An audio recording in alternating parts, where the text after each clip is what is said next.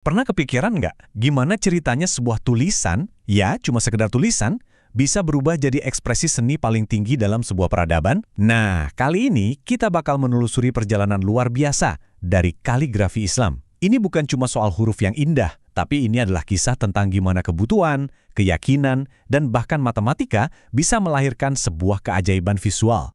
Nah, semuanya itu berawal dari sini, dari sebuah prinsip fundamental. Kutipan ini bukan cuma pepatah biasa loh. Ini adalah semacam DNA spiritual dan estetika yang mendorong para seniman muslim untuk selalu mencari keindahan dalam segala hal. Dan coba pikir deh, medium apa yang lebih pantas untuk keindahan tertinggi selain firman Tuhan itu sendiri? Jadi, ini dia pertanyaan besar kita. Gimana caranya aksara, sesuatu yang dasarnya sangat fungsional, bisa bertransformasi jadi sesuatu yang dijuluki seninya seni Islam? Untuk menjawabnya, kita harus kembali ke masa lalu, di mana sebuah masalah yang kelihatannya sepele justru jadi pemicu revolusi artistik yang luar biasa. Oke, ini dia peta perjalanan kita. Pertama, kita coba pahami dulu status uniknya. Terus, kita lihat gimana kebutuhan praktis memicu inovasi awal. Setelah itu, kita masuk ke revolusi geometris yang mengubah kaligrafi jadi sains. Kemudian, kita lompat ke puncak kejayaannya di era Utsmani. Dan terakhir, kita lihat gimana tradisi ini masih hidup banget sampai sekarang. Yuk kita mulai dari bagian pertama, seni di atas seni. Kenapa sih kaligrafi ini dapat posisi yang spesial banget? Jadi, ada dua alasan utama kenapa kaligrafi itu dianggap seninya para seni. Yang pertama, kaligrafi itu ibarat pakaian visual untuk firman Tuhan, yang otomatis menjadikannya seni yang sakral. Kedua, dalam tradisi yang umumnya menghindari penggambaran makhluk hidup, kaligrafi jadi kanvas utama untuk berekspresi secara artistik. Seni yang abstrak, spiritual, dan kemungkinannya tak terbatas. Oke, sekarang kita mundur sedikit ke awal mulanya. Dulu itu, pengembangan kaligrafi sama sekali bukan karena alasan estetika loh, tapi karena sebuah kebutuhan yang sangat mendesak. Coba ya bayangin situasinya waktu itu. Islam menyebar dengan cepat ke wilayah-wilayah non-Arab. Nah, masalahnya, aksara Arab awal itu belum ada titik atau tanda bacanya. Jadi huruf ba, ta, dan sa itu kelihatan sama persis. Ini masalah serius loh. Salah baca satu huruf aja di Al-Quran bisa mengubah total maknanya. Jadi, ini problem yang harus segera dipecahkan. Nah, disinilah muncul inovasi pertama yang jenius banget. Seorang ahli tata bahasa bernama Abu Al-Aswad Al-Duali, dia yang punya ide untuk menambahkan titik pembeda. Simpel tapi brilian. Terus, murid-muridnya menyempurnakan lagi dengan menambahkan harokat untuk penanda vokal.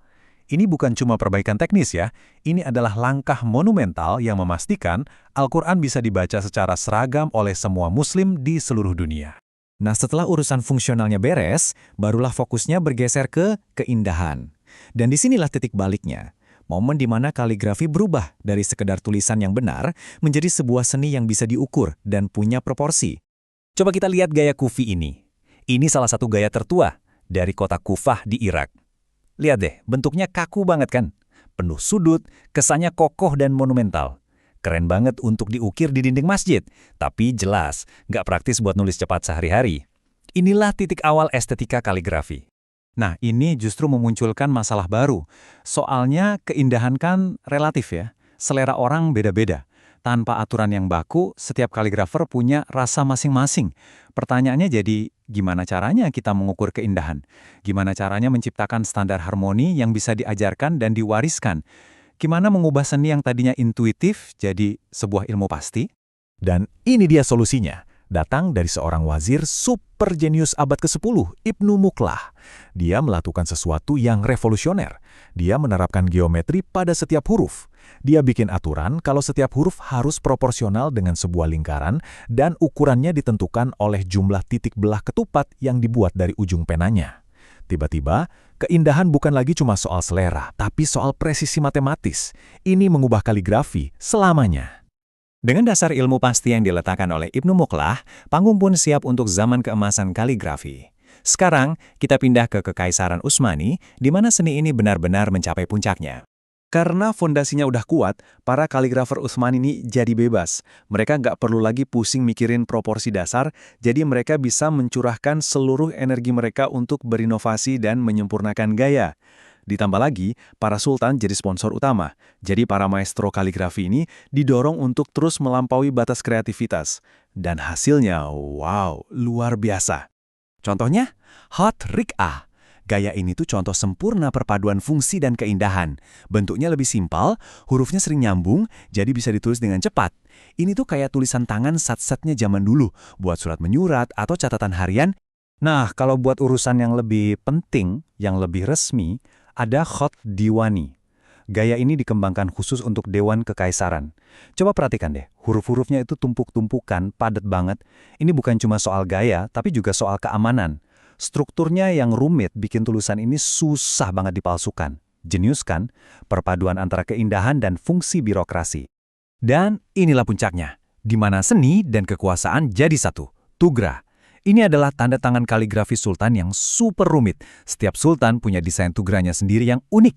Isinya nama dan gelar-gelarnya. Ini lebih dari sekedar tanda tangan. Ini adalah stempel kekaisaran, simbol kekuasaan absolut yang diekspresikan lewat keindahan kaligrafi tingkat tertinggi.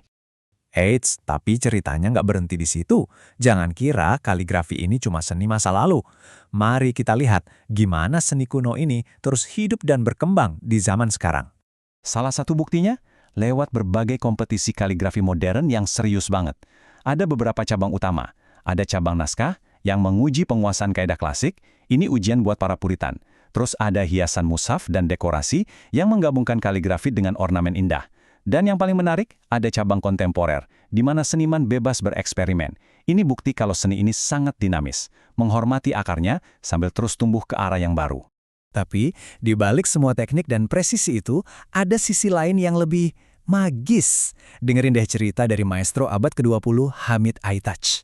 Setelah berhari-hari pusing mikirin sebuah komposisi yang susah banget, solusinya justru datang dalam sekejap, di saat dia lagi setengah sadar antara tidur dan bangun. Seolah-olah jawabannya itu diberikan begitu saja kepadanya. Ini menyentuh inti dari proses kreatif. Jadi, ini meninggalkan kita dengan satu pertanyaan terakhir. Apa sih seni kaligrafi itu sebenarnya? Apakah murni hasil dari disiplin matematis dan latihan ribuan jam?